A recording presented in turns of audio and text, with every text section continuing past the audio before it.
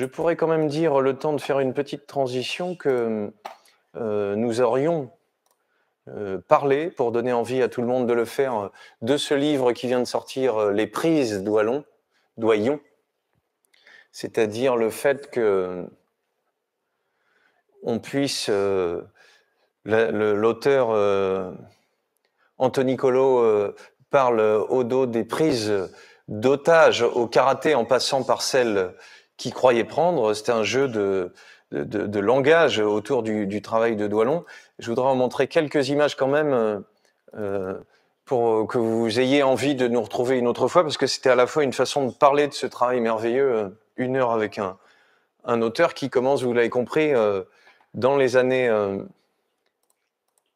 on est en 73 avec cet an 1, dans lequel il y a cette idée de GB et tous ces gens incroyables. Et puis il l'a dit, Jacques Doillon, à la fois un passage de René quand même. Et puis les années 70, j'en ai pas parlé exprès parce que 1 heure n'aurait pas suffi pour enchaîner cette admiration pour le cinéma. Je parlais de Mizoguchi, je parlais de Bresson, je parlais de Rosier, c'est-à-dire des cinéastes qui travaillent sur le geste, en fait, sur quelque chose du presque rien. C'est pour ça que cette idée de prise Doillon a été très connu, moqué pour l'énorme quantité, 10, 24 prises. Il dit en plaisantant, parce que c'est un homme qui a beaucoup d'humour sur son travail, qui est pourtant un travail d'une densité autour de l'amour et des rapports amoureux qui est très fort. Il dit « Je n'ai été que 2 fois à plus de 100 prises ». Et il est de ceux, c'est ça qu'il me faisait aussi inviter sur ces années 90, il est de ceux qui ont béni l'arrivée des caméras numériques pour pouvoir justement, économie de moyens, travailler. Ce qui fait qu'on est à la fois avec, en 2 films, on est sur 1990 ici et 1991 juste après, Isabelle Huppert, Béatrice Dalle, c'est-à-dire des comédiennes incroyables. Toujours un texte très écrit, et comme je commençais à le questionner sur ça, c'est-à-dire, Doillon dit s'il n'y a pas quelque chose qui se passe quand c'est dit, voilà pourquoi il y a tant de prises, s'il n'y a pas quelque chose qui fait que je n'entends plus mon texte comme je l'ai écrit, ça ne m'intéresse pas. Et voilà ce qu'il fait aller vers des jeunes gens peu connus ou pas comédiens du tout, qui percent l'écran, un César pour Gérald de Thomassin et les débuts de Clotilde Courreau.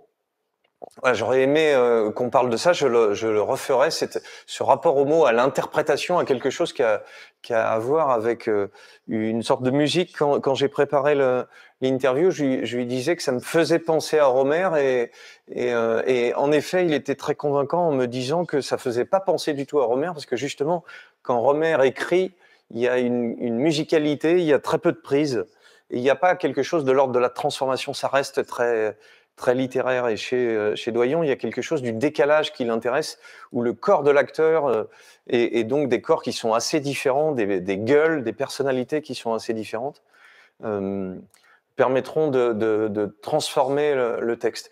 Et il est peu connu ou pas assez pour avoir fait tourner des gens invraisemblables, hein. Dussolier et Trintignant sur un texte de Sarraute. Voilà, et il disait là aussi dans une émission que Trintignant rappelait qu'il était un de ceux qui lui avait fait faire le plus de prises dans toute sa carrière avec Franju, mais Doillon dit Franju, c'était pour des moyens techniques, pour des raisons techniques de recommencer. On a quelqu'un qui travaille avec des gens qui lui sont proches, avec une façon d'écrire des histoires qui mélangent sa vie personnelle, mais qui justement par une transformation du comédien ne sont plus des choses de l'histoire personnelle. Cet étonnant film, Le jeune Werther, avec cette adaptation de Goethe par des gamins, et donc quelque chose que Livecki, qui est celui qui a écrit sur l'enfant acteur, met au cœur du cinéma de Doillon. Il nous disait sur les quelques phrases qu'on a échangées que justement il n'était pas le cinéaste des enfants et des adolescents, mais que finalement le film CE2 qui va sortir Si ça vous donne pas envie d'y aller, parce que c'est quand même, il faut une délicatesse énorme. C'est des enfants qui ont donc 7 ans, 8 ans, et c'est une affaire d'harcèlement entre un petit garçon et une petite fille. Et dans les interviews qu'il a commencé à accorder, il rappelle qu'on a beaucoup médiatisé les questions de harcèlement au collège, au lycée, parce qu'ils ont une issue dramatique, mais qui sont très présents dans les toutes petites écoles. Voilà, quelque chose de... Il faut être doyen pour filmer quelque chose d'aussi complexe, d'aussi subtil que ça. Filmer des jeunes gens, et il le dit aussi dans une interview, c'est pas comme Truffaut qui filme les enfants en accrochant un papier, en leur demandant de le lire. On a longtemps pensé qu'un enfant était un petit animal qui ne pouvait pas apprendre. Chez Doyon, il y a le texte par cœur, et ici, dans le Jeune Werther, en plus, un texte ancien. Des choses autour du théâtre, des choses autour de Sarraute, donc du langage, et puis difficile de résumer une quarantaine de films. Celui-ci est vraiment incroyable. Et je suis en train de parler tout seul sans l'intervieweur, mais c'est de l'ordre du petit cours d'histoire du cinéma. Ce que l'on a vu là, que l'on voit sur un court extrait facile, c'est le travail de cette petite fille de 4-5 ans, hein, sur tout le tournage, qui doit jouer, rien que ça devrait arrêter n'importe quel producteur. Je surjoue l'étonnement, évidemment. Une petite fille qui a perdu sa mère, et donc faire jouer ça à un enfant, est-ce que c'est de la manipulation? Est-ce que c'est criminel? Voilà, et pourtant elle tourne. En 95, Victoire Tivisol a 4 ans, elle ne sait pas encore lire, elle peut apprendre un texte par cœur, elle peut jouer, et pas seulement quand elle est avec des comédiens, on peut le voir juste dans un extrait, c'est tout à fait étonnant.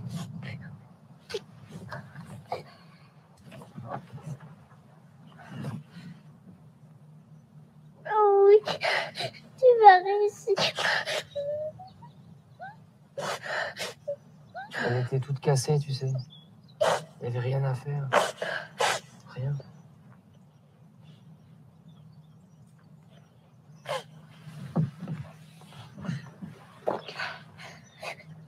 Je vais nous consoler, nous deux.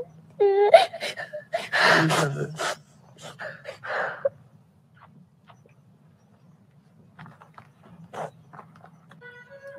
Vous l'avez compris, la scène que l'on voit, c'est beaucoup, beaucoup de prises. C'est-à-dire comme un comédien professionnel, c'est le miracle qui se joue dans ce film qui est tout à fait bouleversant.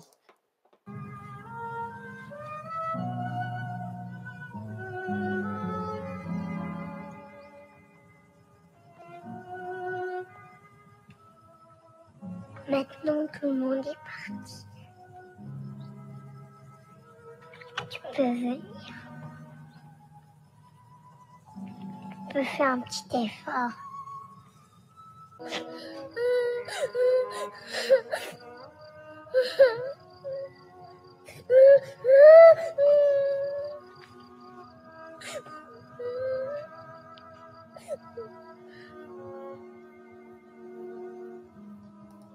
Voilà, le cinéma dans une simplicité de moyens, en même temps une construction narrative, un texte écrit, c'est pas juste évidemment la tristesse d'assister aux larmes d'un enfant, c'est beaucoup plus que ça, et c'est une récompense qui va avec un retour dans la fin des années 90 à la famille, aux comédiens, Lambert Wilson, parmi les premiers rôles de Lou Doyon.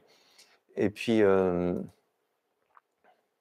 ce que je trouve tout à fait passionnant dans cette image sur laquelle je reviendrai avec Jacques Doyon, c'est cette question du corps, en fait. C'est-à-dire des gens qui on le voit, qui se prennent dans les bras, dont le corps est filmé en entier, puisque ce sont souvent des plans séquences qui sont assez longs, donc qui laissent le temps s'installer, qui fait que il y a une prise, deux prises, plusieurs prises, mais aussi quelque chose, et c'est une astuce qui vient un peu du livre de Collot, mais quelque chose qui vous prend justement de l'ordre de l'embarrassement et aussi de l'étreinte de plaisir qu'on voit dans cette image-là.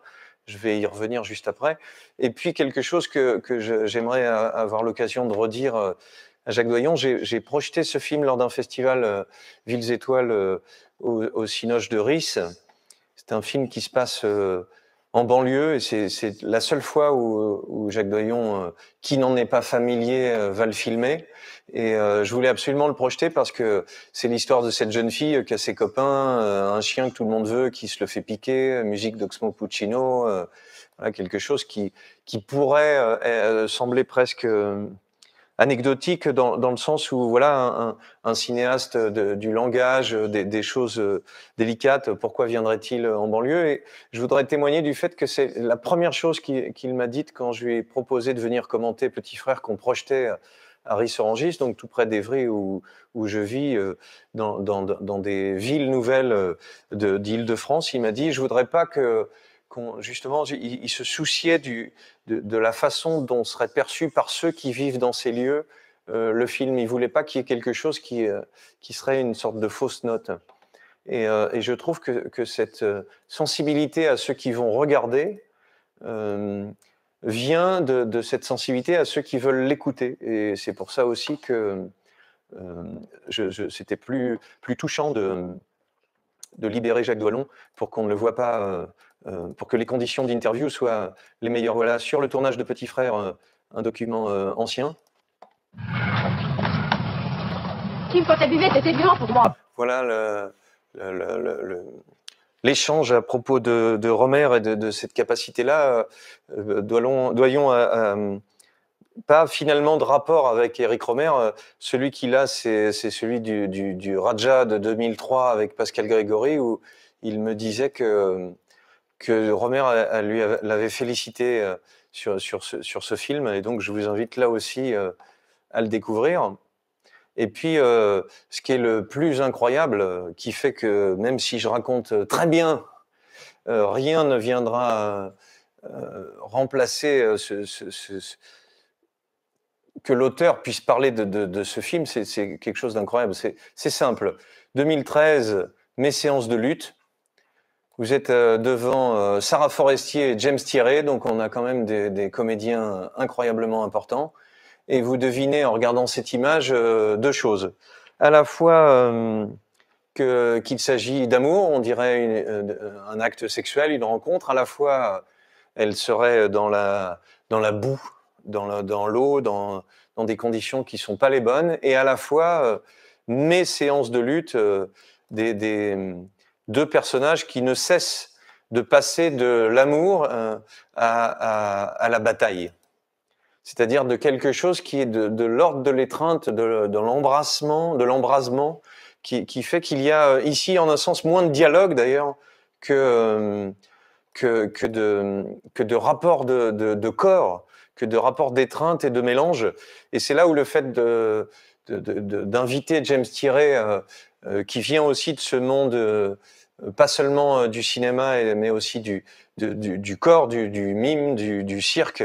Je trouverais ça tout à fait passionnant de l'entendre à ce sujet. Et puis surtout, je pense que ce qu'il pourrait expliquer, c'est que cette espèce de sculpture, vous comprenez vers quoi je veux aller, de forme qui est un peu assemblée, je la retrouve tout simplement dans ça, c'est-à-dire dans le travail de Rodin que Doyon a filmé, c'est-à-dire adapté la vie de Rodin, alors que Bruno Nuiten, fin des années 80, avec Adjani, c'était un grand directeur de la photo. Ce film a une vraie vertu photographique. Pour le prof d'histoire de l'art qui vous parle, j'aurais peut-être quelques doutes sur l'espèce d'une dramatisation de la folie entre Adjani et Depardieu, même si pour chacun jouer la folie est quelque chose qui est très intéressant. Mais ce qui est intéressant dans le film de Doyon, c'est de regarder la façon dont cette lutte, ces corps qui se mélangent. Alors je disais à Jacques Doyon que finalement mes séances de lutte, c'était le même film que le Rodin, parce qu'on voit Rodin qui est d'abord un corps, d'abord quelqu'un de solide, de lourd, qui a l'air joué par Lindon d'une espèce de brut calme qu'on devine bien quand il est filmé de cette façon-là. Vous voyez un plan qui est extraordinaire, une sorte de cadre qui fait qu'on voit le personnage sculpté comme une espèce d'adversaire de boxe face à lui, contre lequel, vous voyez, il est un peu Ablé, il est prêt à lui mettre une baigne. Il a déjà perdu sa tête, l'adversaire, mais enfin, il a l'air bien campé sur ses jambes. Et la façon de cadrer l'ensemble, qu'on soit juste à couper les pieds, pas plus, pas moins, la lumière qui est un peu rasante, il ne s'agit pas de faire de la belle image de Rodin et de regarder à quoi ça ressemble. Il y a d'autres moments où on voit cette sculpture. Il ne s'agit pas d'être complètement fasciné, il s'agit de regarder le travail en train de se faire dans une espèce de lutte avec la matière. Et c'est là où le travail du texte qu'on voit dans toute son œuvre, en fait, il écrit des choses au millimètre, et à la différence de Romer, il attend des comédiens que ce texte disparaisse, c'est-à-dire qu'ils ne le reconnaissent pas. Donc une prise, deux prises, trois prises, qu'on soit amateur ou qu'on soit des Rolls du tournage, il s'agit pour Doillon d'entendre une musique qui soit différente. Donc il dit pas de littérature, plutôt de la poésie, quelque chose qui vienne me surprendre. Et donc cette question de la liberté de l'interprétation, qu'il admire aussi chez Cassavetes, elle pose la question à côté, qui est celle du corps de celui qui va l'interpréter, de comment je suis devant la caméra, comment je me positionne devant elle, comment j'avance vers elle. Et comment, dans l'image qu'on voit ici aussi, il ne s'agit pas seulement de folie, seulement d'amour, puisque vous savez peut-être que le scénario qui vient du livre d'Anne Delbé sur Camille Claudel, qui a remis à l'honneur en 88 quand c'est sorti le travail de Camille Claudel, qui était ignoré pour des raisons tout à fait sexistes, a par contre le tort d'avoir surjoué la folie de l'une et la manipulation de l'autre. On voit, il me semble que c'est plus complexe. En tout cas, je me réserve la possibilité de dire que je ne sais pas complètement, mais que c'est pas juste un manipulateur et une dame qui devient folle. Le frère de Claudel est à l'œuvre dans cette histoire. Et puis, on le voit dans le film de Doillon, Rodin va soutenir financièrement, même quand Camille Claudel sera internée, il va continuer à la soutenir. Ce qu'on voit aussi, c'est que le sculpteur ne veut pas laisser sa carrière, ne veut pas laisser sa femme. Et c'est aussi la force de Doillon de faire jouer par cet incroyable corps aussi qu'on a vu avant au cinéma, la femme de Rodin. C'est-à-dire que Rodin hésite entre cette femme qu'il a toujours soutenue, qui sera toujours avec lui après, et cette géniale créatrice qui le surprend par son audace et par sa virtuosité. Donc il y a une espèce de tendresse ici dans l'image, de rapport de force dans le rapport des deux, mais je ne crois pas qu'on puisse mettre du côté de la jalousie uniquement, ou de la folie, ou de la manipulation. Ça me semble un peu plus complexe que ça. On en regarde la bande-annonce.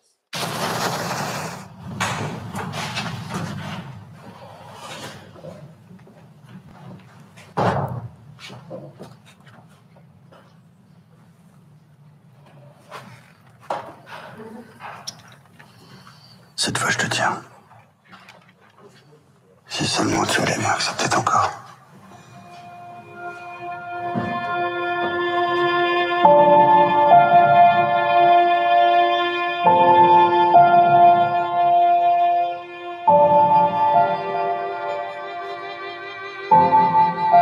Avant de penser être un artiste, mon ambition, c'était d'abord d'être un bon ouvrier.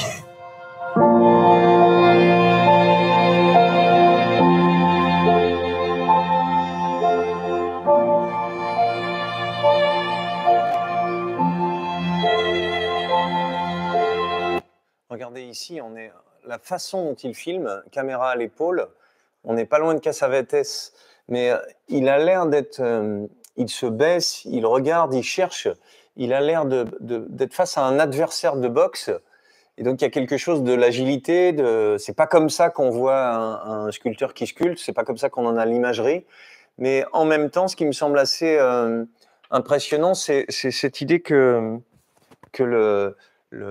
il est face à un adversaire qui est la sculpture, il lui dit « cette fois je te tiens », mais dans la façon de filmer, il n'y a pas quelque chose de la bataille, en fait. Il y a quelque chose de... Il tourne autour, il s'approche de la sculpture. Vous voyez, il est face à elle, il est un peu sautillant. Hop, hop, hop, je colle un truc, je colle un autre truc, je rajoute quelque chose, je touille. Et en même temps, je ne sais pas à la fois je suis déterminé et en même temps je sais pas si je vais pouvoir y arriver. Je sais pas si quelque chose va se passer. Il y a pas seulement le jeu habité de Lindon. Il y a pas seulement cette lumière qui est incroyable, vous voyez, la lumière rasante, et on n'a pas besoin de voir la sculpture en entier. On voit qu'il est en train de le faire. On va la voir juste après. Et il y a quelque chose qui est très fin dans la façon de faire, c'est que le corps du comédien dit « je suis en train de me battre », et l'image, la façon de filmer, lui dit il y a deux adversaires et il se passe quelque chose de plus doux qu'une bagarre.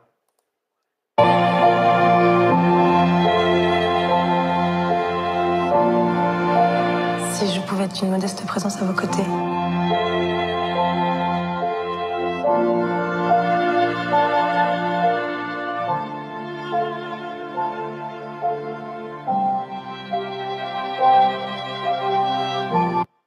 Ici, évidemment, l'étreinte, c'est-à-dire la scène de danse qui les rapproche au moment où ils se séparent d'ailleurs. Et un clin d'œil, là aussi, assez virtuose, où vous devinez l'admiration que j'ai pour ce film. J'ai beaucoup commenté de films sur l'histoire des artistes. J'en ai fait une spécialité. Et il y a quelque chose ici qui est assez fort, c'est l'absence de démonstration, en fait. C'est que il y a une sculpture qui s'appelle L'étreinte par Camille Claudel, qui fera scandale, parce qu'on n'attend pas des femmes au XIXe siècle qu'elles montrent leur désir et qu'elles le sculptent, qu'elles l'exposent. Et donc il y a quelque chose qui sera refusé. C'est aussi de cet ordre-là ce contre quoi lutte Camille Claudel. Et au lieu de dire « Ah ah, il y a une sculpture qui s'appelle L'étreinte, je vais la filmer en mettant les deux comédiens ensemble et qui dansent », voilà, c'est pas parce que je le sais que ça change le sens de ce que je vois. Vous pourriez voir cette scène, le film, sans connaître ni penser à cette sculpture merveilleuse. On est dans une espèce de déséquilibre, si vous l'avez en tête. On dirait qu'ils sont en train de tomber, mais ils sont très solidement en stabilité. Voilà, il y a quelque chose de l'ordre de la danse, du corps à corps. Vous voyez, ils sont filmés du dessus, là. On n'est pas du tout en train de voir des gens qui sont triomphalement en train de s'aimer. Ils sont en train de se rapprocher parce qu'en fait, elle est furieuse contre lui. Et puis, ils sont déjà plus ensemble en un sens, même si c'est un moment de tendresse. La caméra du dessus, le fait de les regarder s'étreindre, vous voyez, on voit la main, elle est éclairée. Si vous coupez le cadre et qu'on voit pas la main, qu'on voit pas les mains, il y a juste un slow en tête à tête, ça marche pas. Si on est trop serré sur eux, on voit pas l'enjeu de l'extérieur et de la sculpture qui est là.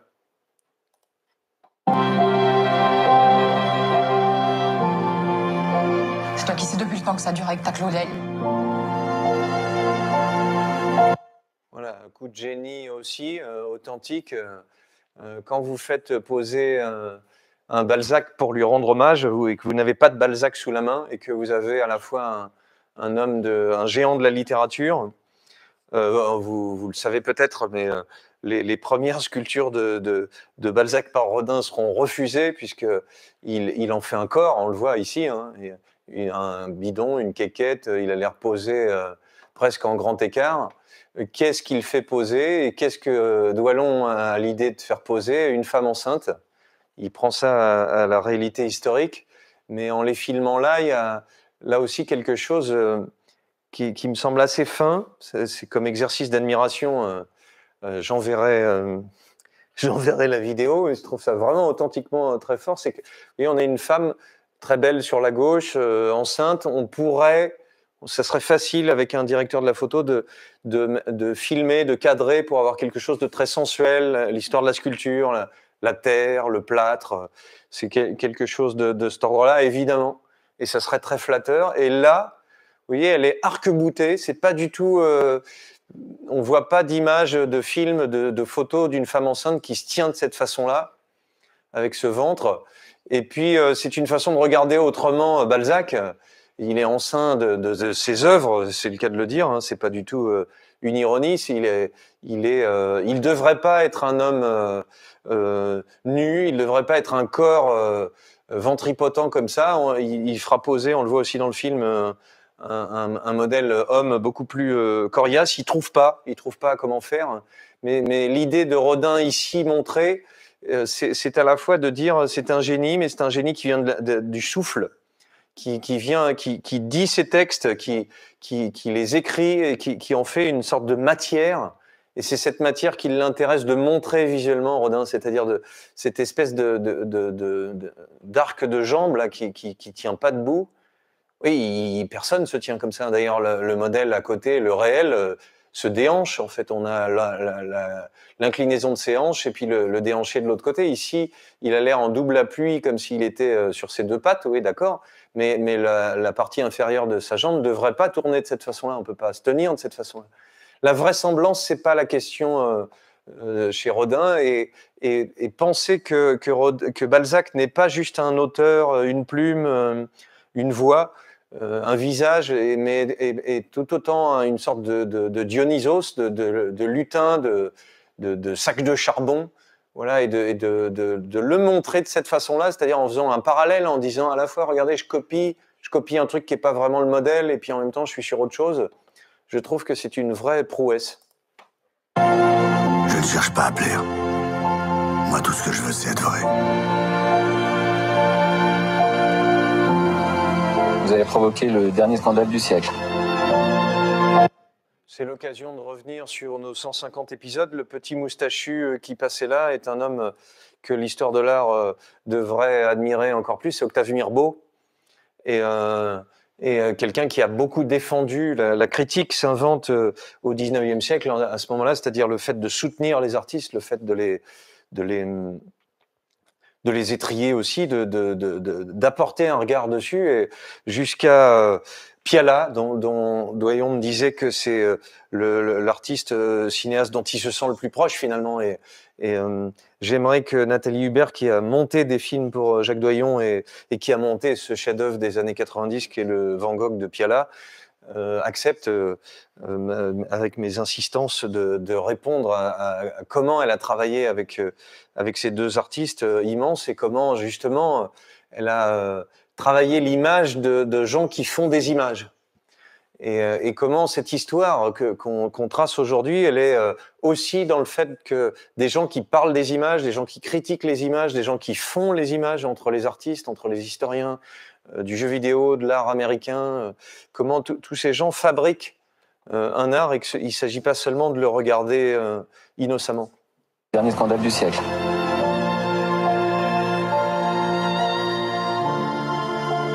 Hier, pendant le déjeuner, tu as encore dit papa. Je vais m'appeler maître ou monsieur Rodin, comme tout le monde, comme ta mère. C'est compris?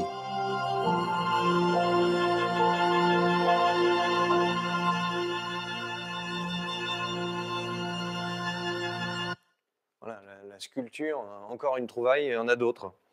Je pourrais passer du temps, je l'ai déjà fait au cinéma avant ce film.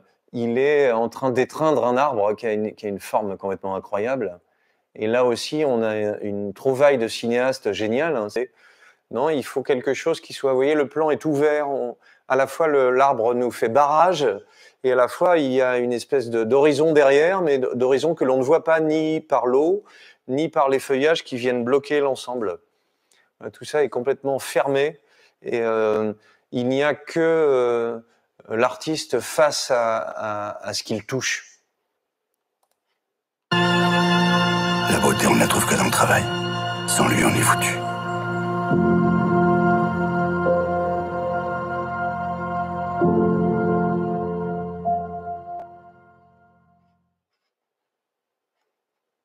Voilà, il me reste à dire encore de quelle façon ce travail, en fait, et donc ce CE2 qui sort, de quelle façon le livre qui est sorti là va aller avec le travail de la sortie du film CE2 que je vous invite à aller voir, que j'ai pas vu, mais dont le compte rendu donne diablement envie.